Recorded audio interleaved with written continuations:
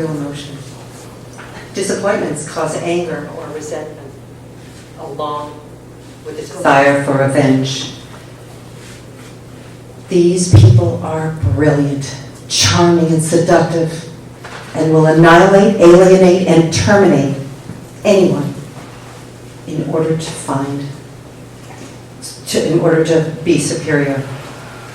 They must destroy to find affirmation. I love my kids. My son is now 27 and my daughter is 23. And they haven't spoken with me in over 6 years. I was a stay-at-home mom and a good mom. Not perfect, but good enough.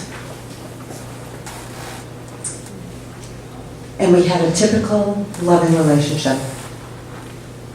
I divorced their father in the year 2000 for many reasons, but primarily because he hated everything about me.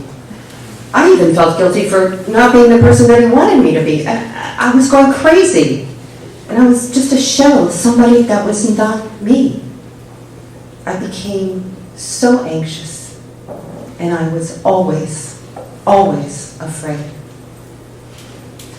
The kids lived with me, and although I encouraged their dad to see them more often, he chose not to. As the kids grew older, we settled into what I thought was a co-parenting routine, but he kept sending me nasty emails telling me what a horrible parent I was, and I just couldn't ignore it.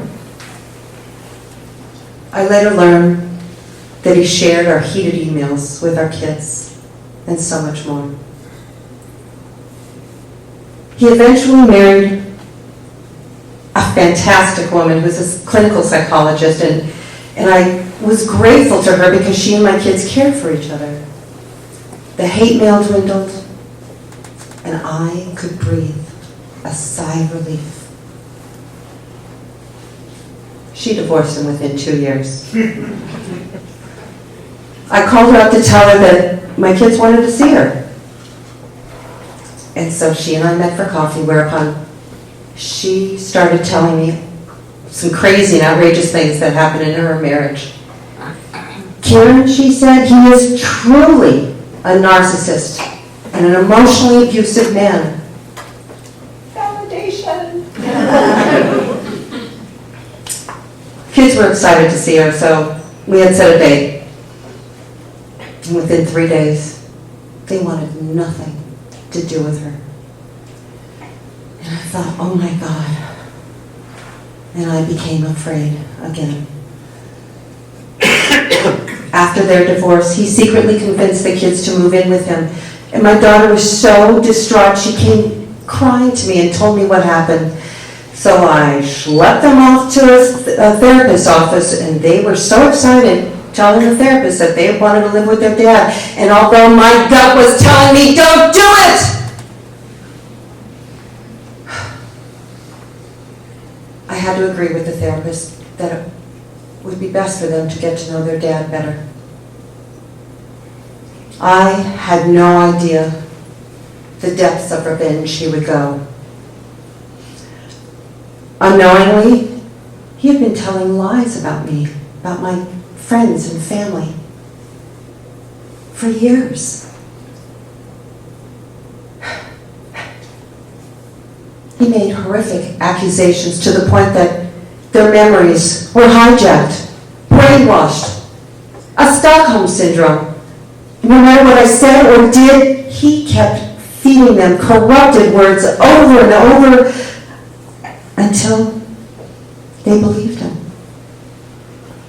I watched it unfold over time, ever so slowly.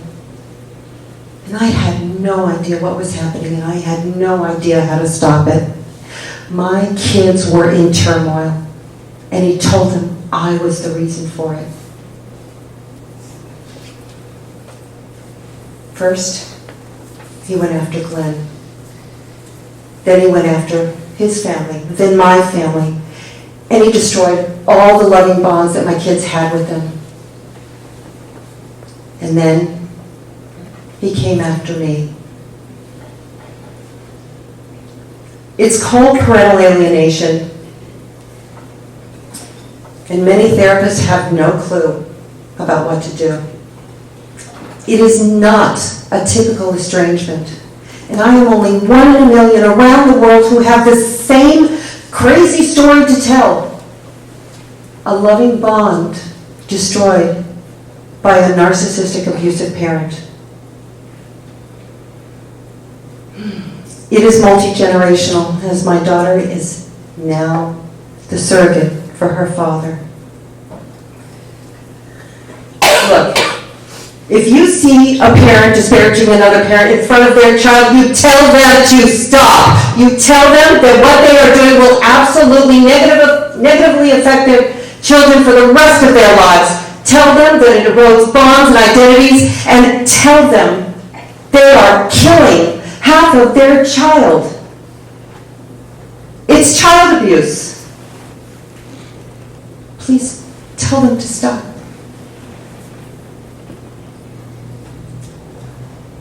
I am so grateful for my friends and family. You have taught me that I'm okay, that I am perfectly imperfect. You've held me up when you had no idea that the loss of my children has been unbearable. Glenn, you've held me up and you've brought me out of the deepest, darkest black hole of despair. And you have truly saved my life. I'm no longer afraid. I'm grateful to all of you for helping me to be a better person. So when my children come back, if they come back, they will have a better me. And in the meantime, I wait. And I am so ever grateful you all wait with me. Thank you.